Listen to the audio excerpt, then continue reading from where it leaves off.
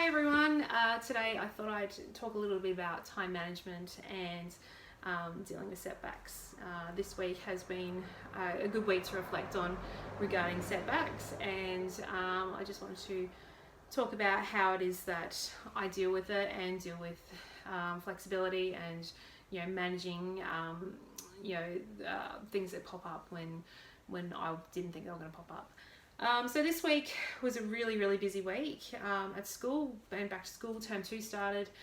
Very first day of the term I had to take my class to an aquatics camp, which meant I had to be at school very early and at school quite late that night, and I had on the calendar a bike session and a swim session. Just wouldn't have happened. I couldn't have got to the pool any earlier to do it, and the bike session would have been happening at 10 o'clock at night if I'd had to do it. So I negotiated with my coach to do a run instead, because while my kids were in the water doing their aquatics, it was pretty superfluous down there because I had aquatics teachers instructing them. So I did a bit of I think it was about a 4.5k run while the kids kayaked and windsurfed, and it was great because I had like a little cheer squad as I was running past.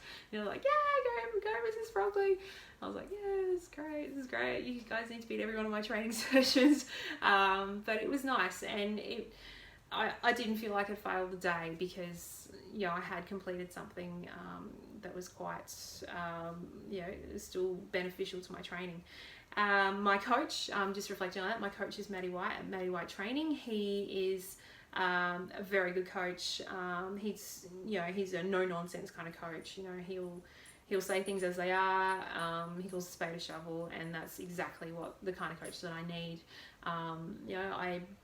First half Ironman, I had someone else who was like, yeah, that's great. The second one, he coached me through Shepparton and was very matter of fact. When I was freaking out the night before about the heat and all that kind of stuff, he's like, you can do this, you can do it, just stop stressing, it's not going to do you any good. And so that's why I've stayed with him. He's coaching some very good triathletes at the moment, and then some not such good triathletes like myself, so who are hoping to get better, but he's been really good. So Tuesday was another big day at school.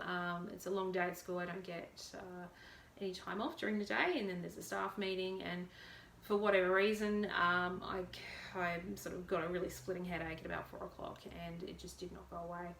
And normally I finish my Tuesdays by doing a nice long run at sunset.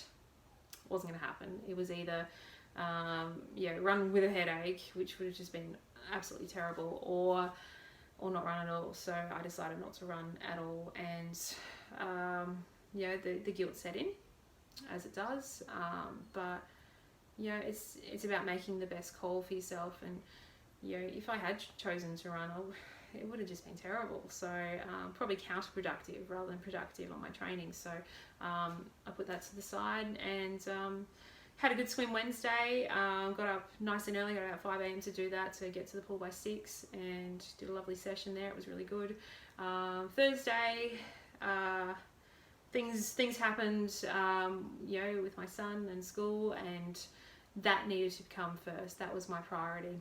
On Thursday I needed to, instead of go to the pool that afternoon, I needed to be at home with him and talk things through and make sure that he was okay going forward, which was so much more important than going to do a swim. And you need to be able to make those calls sometimes where things happen, whether it be with your children or with the relatives or parents that you have, just things pop up, and it's you need to be able to go, okay, yep, I'd had training on the program, but this is more important. And I had to put it to the side and just accept the fact that I had a red mark on my training peaks that day, and go from there.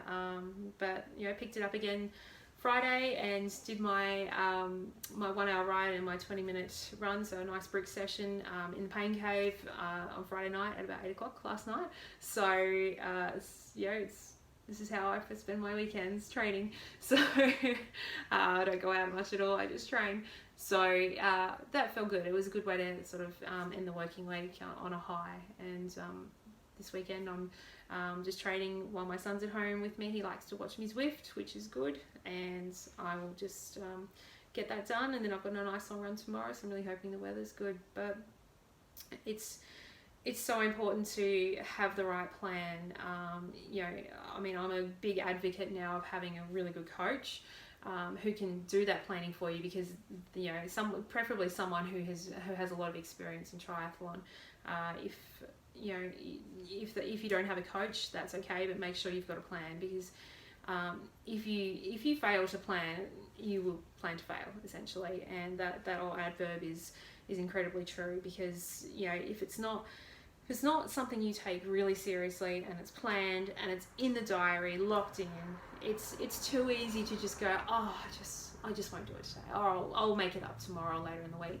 It's too easy to do that. You need to schedule it like you would any doctor's appointment or work meeting that you have, or you know, anything for your children or your partner or anything like that. Just something that is just immovable, apart from those things that pop up, like sickness or you know, urgent necessities that you need to then go, okay, I need to put my training on hold. But you know, if you need the motivation, get someone to train with you. You know, it's really hard to pull out of a session when you know someone's actually waiting for you to get up and get going, or jump on something like Zwift, which you know, is great for someone like me who trains very early or very late at night sometimes.